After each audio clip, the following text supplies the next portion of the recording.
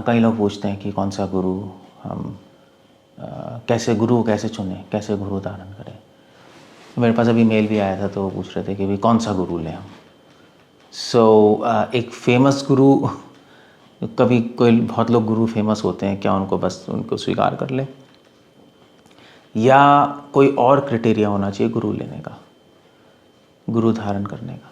पहला पॉइंट तो ये है कि गुरु एक्सेप्ट करने के लिए पहले आपको अपनी खुद कुछ नॉलेज होनी चाहिए। ऐसे भी अगर आप किसी स्कूल में एडमिशन लेना आते हो तो आपको पता होना चाहिए स्कूल क्या है। मतलब ऐसा तो नहीं आप स्कूल में एडमिशन लेना चाहते हो और आप जाके एक क्या कहते हैं अस्तबल में एडमिशन ले लो, आपको पता नहीं स्कूल क्या एडमिशन और अस्तबल क्या है। मतलब you should know what's a school, basic knowledge है। और फिर ये भी पता होना चाहिए कौन से स्कूल अच्छे हैं, कौन से स्कूल बुरे हैं। लोग रिसर्च करते ही हैं, अपने बच्चों के लिए बहुत अच्छे स्कूल में डालना चाहते हैं। तो ऐसे ही है, अगर हमें गुरु धारण करना है तो सबसे पहले हमें अपना होमवर्क करना पड़ेगा। फेमस गुरुओं के पीछे ना भागें।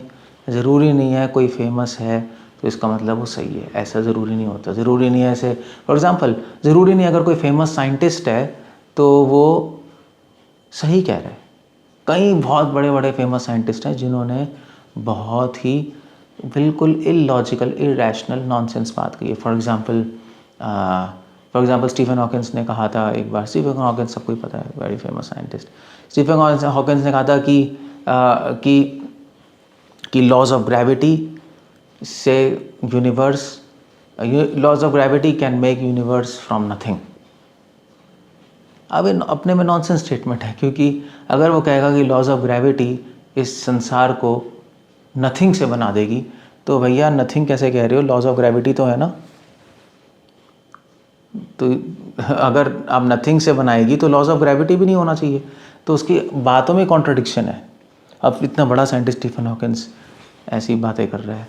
सो एनीवे, इसलिए ज़रूरी नहीं है फेमस गुरु सही बोलेंगे। फेमस तो आजकल बहुत आसान है होना। फेमस तो शब्दों के जाल से, इंद्रजाल से लोग फेमस हो सकते हैं। आपको बोलना आना चाहिए, आप फेमस हो सकते हो बस। या आपके तारे चमकने चाहिए तो आप फेमस हो सकते हो, कोई बड़ी बात नहीं है। सो गुरु धारण करने के लिए पहला स्टेप है हमारा होमवर्क। पहला स्टेप, आपका होमवर्क ठीक होना चाहिए। आपको एटलीस्ट गीता थोड़ी बहुत पढ़ा होना चाहिए। आपको पता होना चाहिए कि स्पिरिचुअल इंस्टीट्यूशन क्या है, परंपरा क्या होती हैं। परंपरा मतलब स्पिरिचुअल स्कूल, जो मैंने स्कूल की बात की थी, वो क्या होता है। आपको पता होना चाहिए कि गुरु के लक्षण क्या होते हैं। कुछ बेसिक नॉलेज होनी चाहिए। आप गूगल कर सकते हो, आप पढ़ सकते हो, उसमें क्या है, सिंपल सी बात है, आप पढ़ लो, बुक्स में पढ़ सकते हो, शास्त्रों में दी हैं चीज़ें, ये तो आपको पता लग जाएगा। और सेकंड स्टेप है, जब आपको पता लग गया, फिर आप देखो कौन सा गुरु आप चुन सकते हो। अगर गुरु परंपरा में आ रहा है, अगर वो शास्त्रों से बोल रहा है, और अगर वो अनुभवी है, शाब्दे परे च निष्णातम, सिर्फ इन्फॉर्मेशन नहीं है उसको। बहुत सारे फेमस गुरु हैं आजकल जिनको बहुत ज़्यादा नॉलेज है, इन्फॉर्मेशन है, और बहुत चटपटी बातें बोलते हैं, बहुत इधर उधर से बहुत सारी बातें बोलते हैं। वो उससे कुछ नहीं बनेगा। अनुभव होना चाहिए, रियलाइजेशन होना चाहिए, जो बोल रहे हैं उसका अनुभव होना चाहिए। हमें कैसे पता लगेगा कि उसको अनुभव है या उसको सिर्फ इन्फॉर्मेशन है? वो कैसे पता लगेगा? वो आपको पता लगेगा अगर आप उनके लेक्चर सुनोगे, तो आपके जीवन में चेंज आएगा। आपके चेंज क्या आएगा? चेंज आएगा कि आपका संसार से आकर्षण कम होगा, भगवान में अटैचमेंट ज़्यादा बढ़ेगी। सो अगर ये चेंजेस आ रहे हैं तो इसका मतलब अनुभवी गुरु से सुन रहे हो, और फिर वो गुरु आप धारण कर सकते हो। मगर स्टेप 3 है, जब आप उस गुरु के पास जाओगे, आप बोलोगे I want to accept you, तो वो गुरु भी ऐसा नहीं है इमीडिएटली, हाँ भाई रूम में आ जाओ, मंत्रा लो और इनिशिएशन लो और काम खत्म हो गया। नो।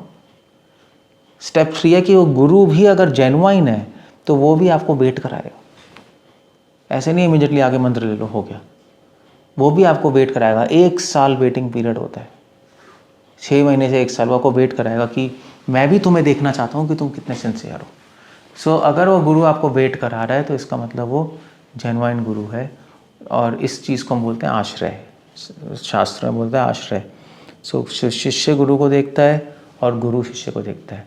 दोनों तरफ से अगर ये होगा तब सेटिंग बैठेगी, तब आप ऐसे गुरु को धारण कर सकते हैं।